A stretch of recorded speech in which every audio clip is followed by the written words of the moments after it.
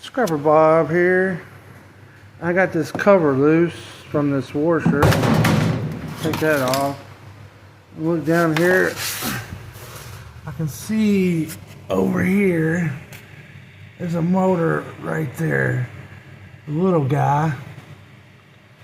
Looks like he's held in by, let's see.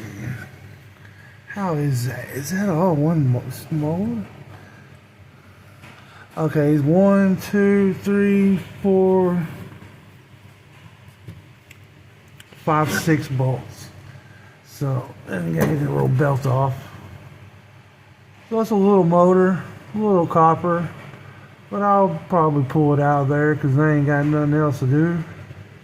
And then I add like an extra 75 cents to my scrap ticket for cashing this in as electric motor instead of throwing it in the shred pile with the whole washer.